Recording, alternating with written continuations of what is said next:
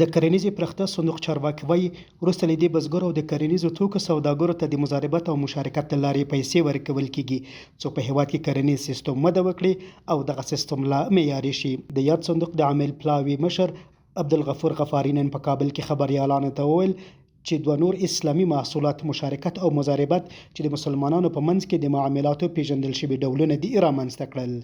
د فتح څخه وروسته یې هیوادوالو ته د دوه محصولاتو مرابحي او وکالې له لارې اسلامي مالي تمویل ترسره کولو چې تیر کال مو له همدې لارې څه باندې 1.3 میلیارد افغانۍ او سږ کال مو څه باندې 1 میلیارد افغانۍ تمویل ترسره کړی چې د کال تر اخیره به 2.2 میلیارد اسلامي مالي تمویل ترسره کړو. د پوینا مضاربت او مشارکت شرط له نظره یو روا او جایز تړونونه دي او غوړ له دې لارې په هیواد کې کرنیز سیستم ته وده ورکړي او په همدې موخه بزګرو او د کرنیزو توکو سوداګرو ته مالي تمویل ترسره کوي. د شویو فعالیتونو په دوام یې نن د دوه نور اسلامي محصولات مشارکت او مضاربت چې د مسلمانانو په منځ کې د معاملاتو پیژندل شوي ډولونه دي رامنځته کړل. خو دا چې هر اداره یو لړ اصول او قواعد لري هغو اصولو ته د برابرولو په خاطر نوموړي دواړه محصولات د صندوق د شریعه بورډ کمیټې ته وړاندې شول چې د هغوی له کره کتنې او تصحیح وروسته د افغانستان بانک شریعه بورډ ته د تایید لپاره ولېږل شول چې د ځینو مواردو او الفاظو د تصحیح څخه وروسته نوموړي دواړه محصولات تایید او له نن ورځې څخه به وروسته انشاءالله عملا کار ورباندې شروع کړو.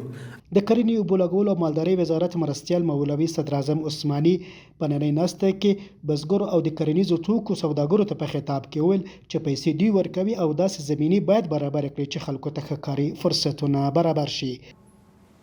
مخکې هم دا صندوق و خو خلکو ته یې مسله په داسې رقم پیسې توزیع کړي وي ورکړی شوي وي چې هغه مسله ربا وه سود و. موږ په دې باندې کار وکړو.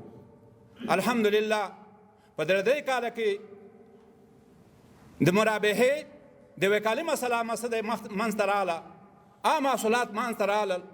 موږ خلکو ته هغه صنعت والا ته فابریکې والا ته چې هغه بسته‌بندي کوي پروسس کوي هغه ته موږ مسله په وکاله په مرابحه باندې پیسې ورکړي. د ملي پراختیا شرکت مالي او اداري مرستیال مولوي عبدالولي عادل په نننۍ ناسته کې وویل د اسلامي امارت مشران تل په دې هڅه کې دي چې افغانانو ته ښه کاري فرصتونه برابر شي. ټول دنیاوال اوس ګوري چې د موږ او تاسو ډېرې ملي پروژې هغه روانې دي. د دغو ملي پروژو ډیزاین د دې بودیجه د دې ټولې چارې هغه خپل افغانان په مخ باندې وړي. نه خارجان موږ ته پیسې راکوي نه نور څوک موږ ته پیسې راکوي. دغه د افغانانو خپله بودیجه ده چې بیرته په ملي پروژو باندې هغه مصرفیږي. کرنیزې پراختیا صندوق په 1993 کال کې جوړ شوی دولتي مالی اداره ده چې بزګرو او د کرنیزو توکو سوداګرو ته مستقیما او یا د منځګړو مالی ادارو له لارې مالی تمویل او تخنیکي چوپړتیاوې برابروي. پژواک خبري اژانس د پیښو ریښتینې هنداره